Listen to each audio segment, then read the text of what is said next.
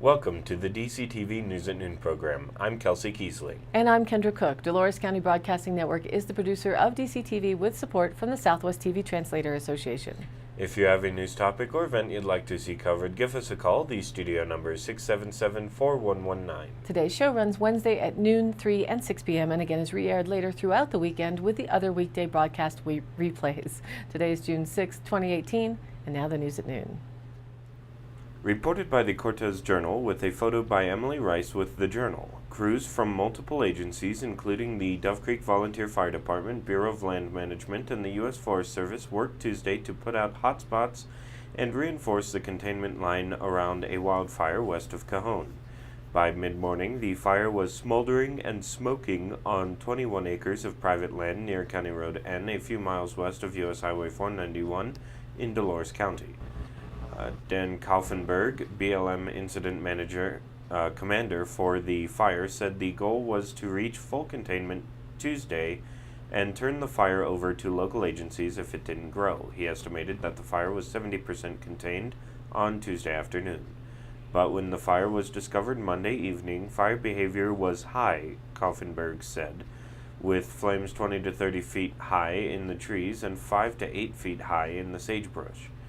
There was concern that the fire would spread out of Alkali Draw and into adjacent canyons, where it could have been pushed northeast by winds toward structures and homes a mile away. Air support was called in Monday evening, and a helicopter and 2 single-engine air tankers dropped retardant on the fire, according to Grant Allen of the Dove Creek Fire Department.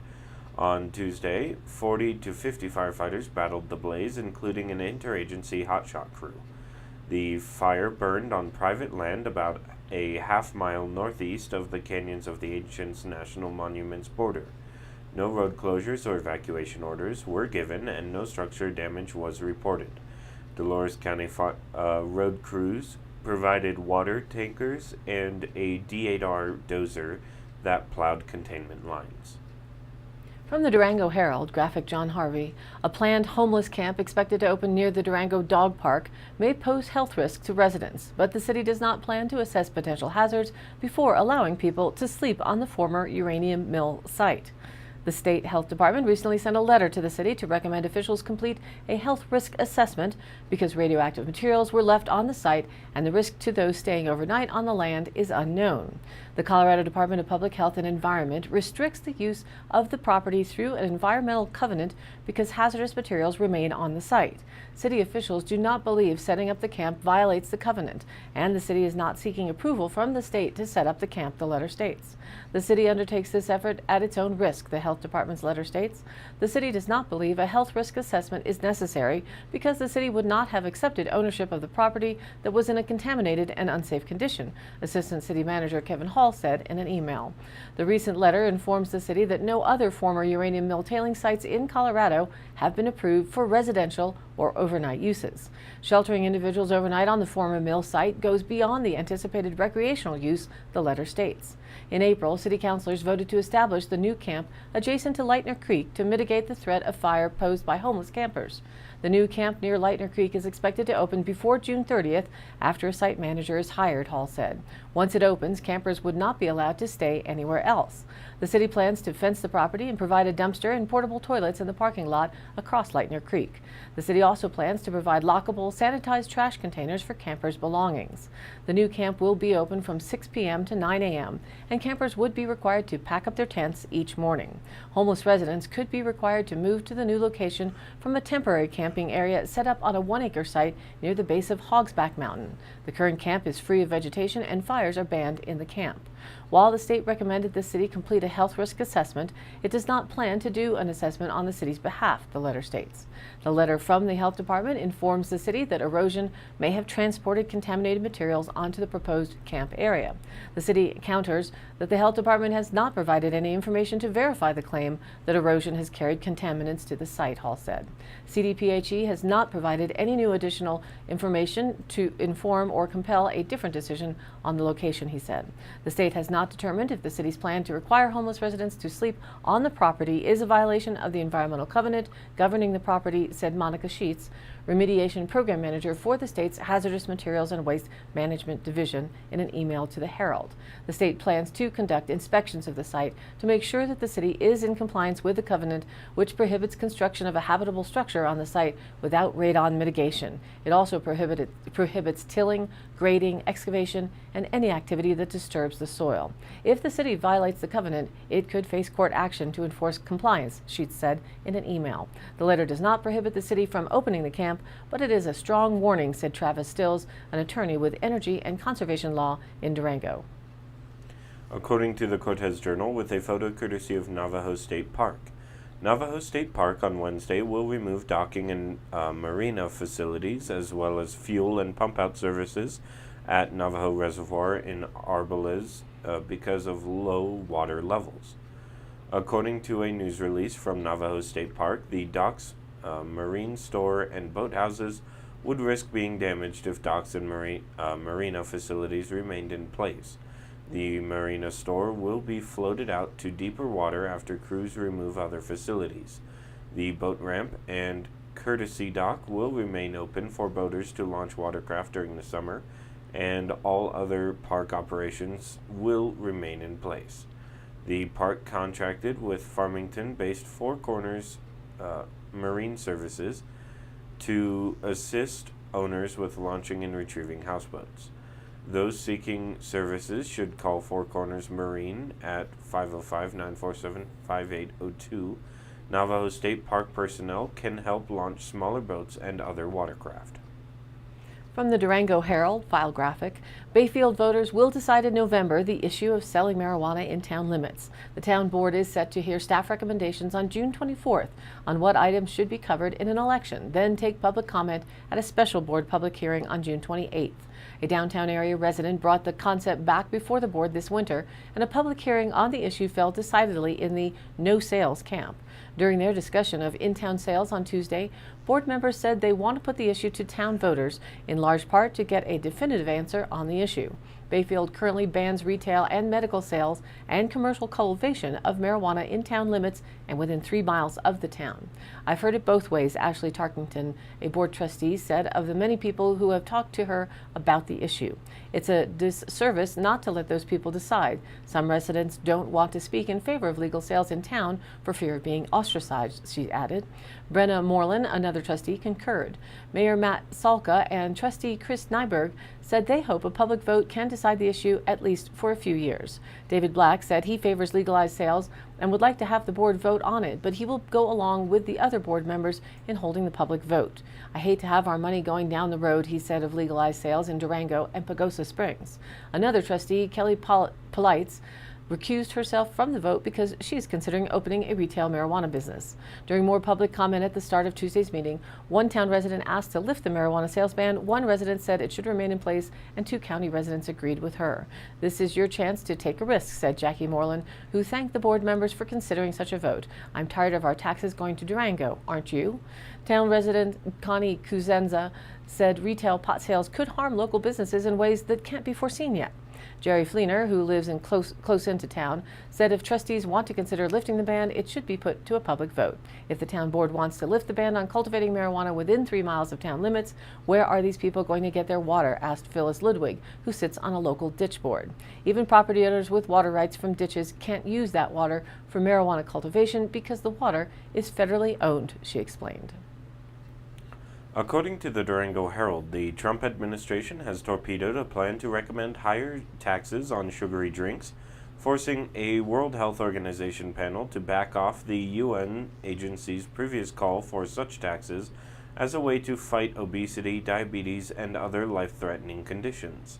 The move disappointed many public health experts, but was enthusiastically welcomed by the International Food and Beverage Alliance, a group that represents companies including Coca-Cola, PepsiCo, and Unilever.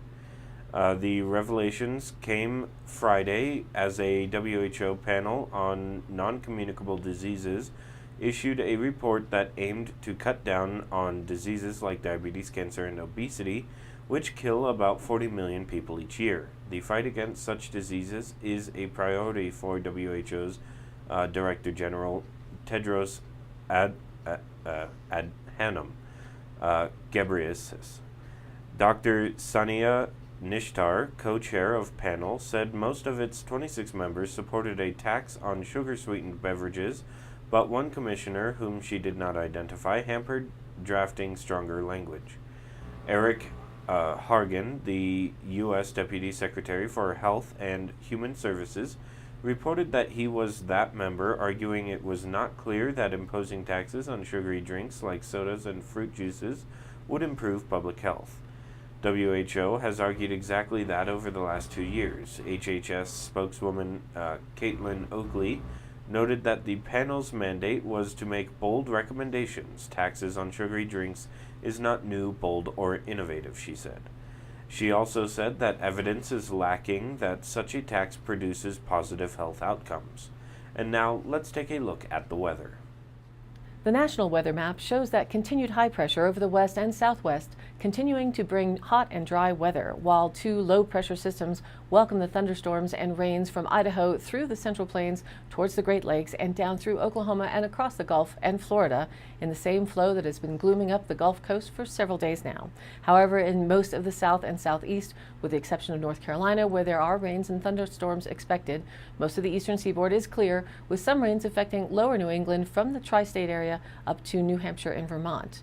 In our region, the weather news is more of the same. Hot and dry conditions will continue through Thursday. High temperatures will remain 10+ degrees above normal. A weak upper trough over southern Nevada and California will pass west of the forecast area as it moves northeast through the Great Basin and northern Rockies today and Thursday. Southwesterly winds will increase a bit on Thursday afternoon, and that will raise fire weather concerns slightly over northwest Colorado, but should not reach critical thresholds for a long enough time to consider any fire weather headlines. Dry southwest flow will persist across eastern Utah and western Colorado as the subtropical high remains centered to our southeast through the weekend. This will keep temperatures well above normal for this time of year.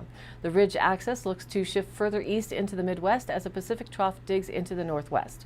Any sort of moisture or precipitation chances will remain well to our north as this system pushes farther inland. However, we could get some influence from an upper level jet stream rounding the base of the trough beginning Saturday and Sunday afternoons and continuing through Monday as the trough lifts to the northeast. This may signify a return to critical fire weather conditions on Sunday for much of the forecast area, and we will continue to monitor this threat over the coming days. The hot, dry weather will continue into the new work week as the subtropical high reestablishes itself across the southwest.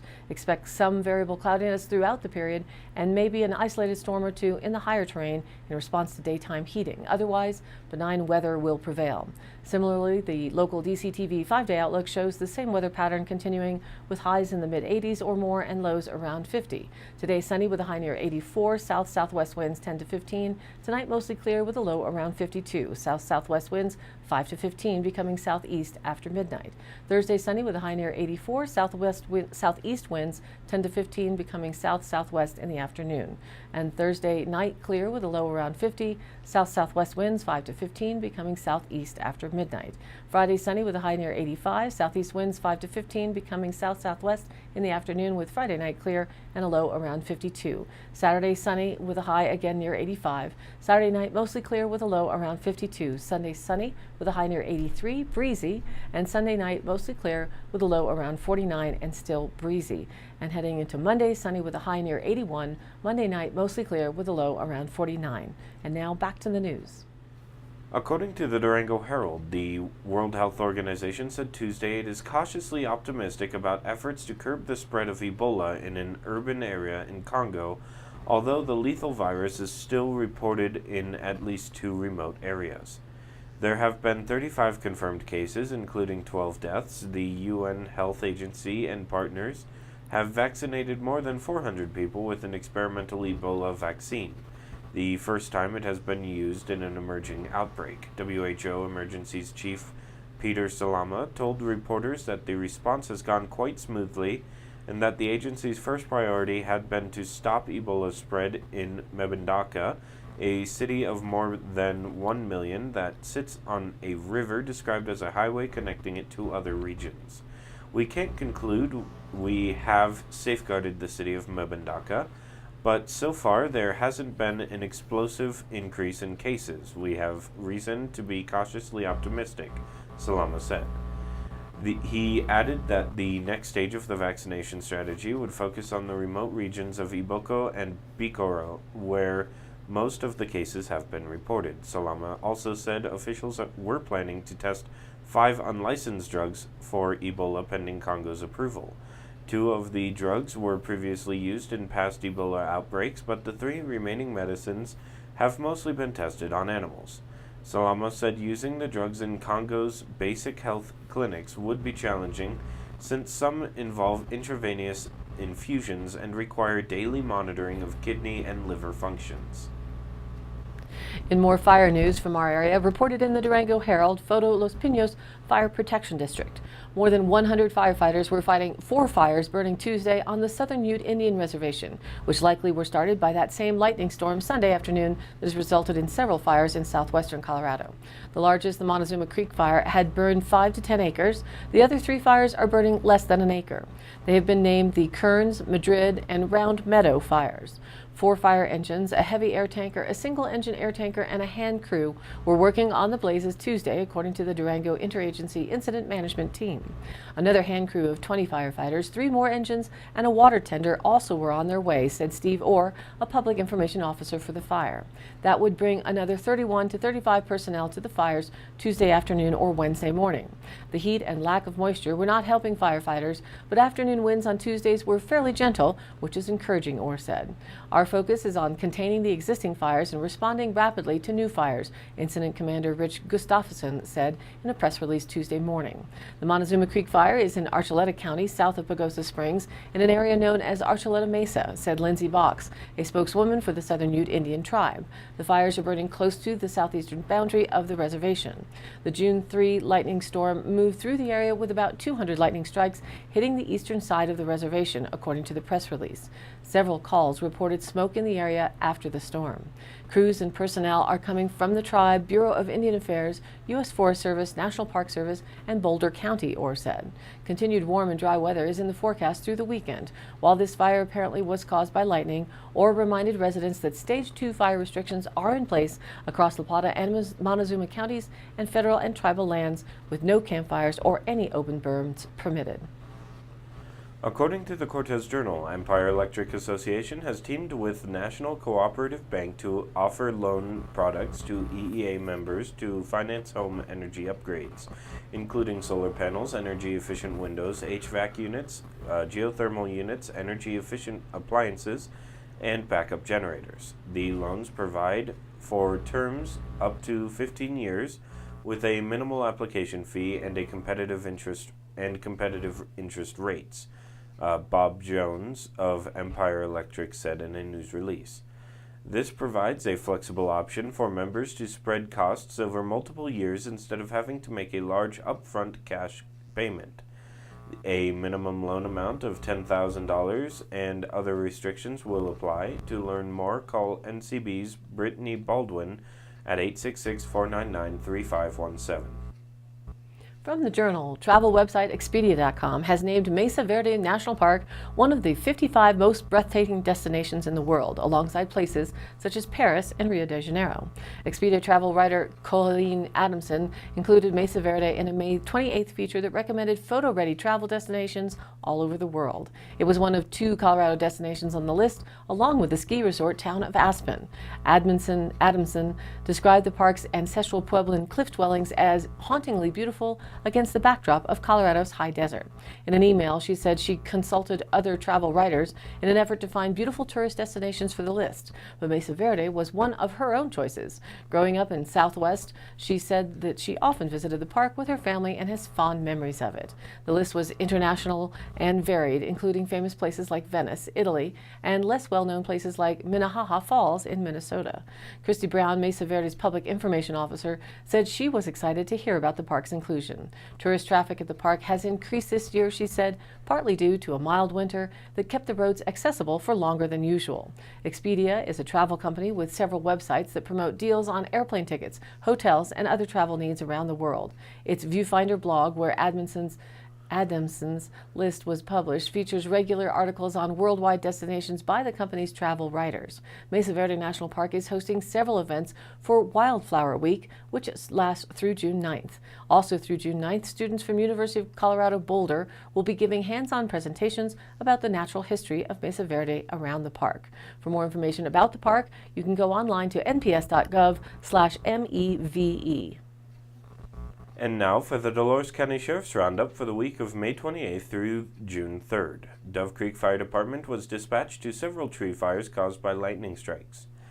Dispatch received a report of a lost hiker in a Mount Wilson area. Dolores County Search and Rescue, as well as Rico Search and Rescue, responded to the search. Subject was located by helicopter and was found safely. Received a report of narcotics found in a recently purchased vehicle from out of state. Cases under investigation. Smoke was reported around Bug Point. An officer found out it was dirt devils. Received a report of property damage, and the owner did not want any further action taken at this time. Report of a reckless driver was received. The officer was unable to locate. Officer assisted a motorist who was trying to change a flat tire on Highway 491. An officer completed a civil service request. That concludes today's roundup. Stay tuned for continued updates. Today's High Canyon Country happenings. Today, June 6th, starts Dance in the Park in Boyle Park in Mancos. Free children's summer dance classes. Ages 2 to 11. Registration with Erin Bohm, 970-533-7157 or erinbohm@gmail.com. Made possible in part by a grant from the Mancos Creative District in partnership with the Montezuma Inspire Coalition, or MIC, to promote creativity for youth outdoors. Classes are held in 2 sessions, June 6th through the 27th and or August 1st through the 15th. Meet at Boyle Park, east side by the stage. Session 1 is June 6th through the 27th, Wednesdays, with a final performance Grand Summer Nights on June 30th, and Session 2, August 1st through the 15th, Wednesdays, with the final performance Grand Summer Nights August 25th. There's no cost for classes, but there is a small costume fee of $10 to help us look fabulous for our public performance at Grand Summer Nights, they say. In politics, June 9th, join Luke Reich at the Happy Belly Deli in Norwood on Saturday, June 9th at 8 a.m. for coffee and conversation. He says, quote, "I look forward to discussing my candidacy for San Miguel County Commissioner and learning from you the regional issues confronting our communities. Hope you can join me and stop by before the farmers market. And be sure to research all of the candidates on your own county and state primary ballots. They have been mailed out to registered voters, and again, unaffiliated registered voters can vote in the primary on just one of the ballots. Make an informed decision and vote by the June 26th primary date." All of these happenings are posted on our DCTV News at Noon Facebook page, along with the YouTube replays, weather and original stories, and local posts. To share your event or information, contact us. It's dcbnnews@gmail.com or call the station 970-677-4119. Thanks for tuning in. News at Noon airs at noon Monday through Thursday and then is rebroadcast at 3 and 6 p.m. on each of those days. The weekday news shows are then replayed throughout the weekend as well. And be sure to check us out on social media. The page on Facebook is DCTV News at Noon. Please like us there and share it with a friend. For Kendra Cook with DCTV and the News at Noon program out of Dove Creek, USA, I'm Kelsey Kiesling. Thanks for watching.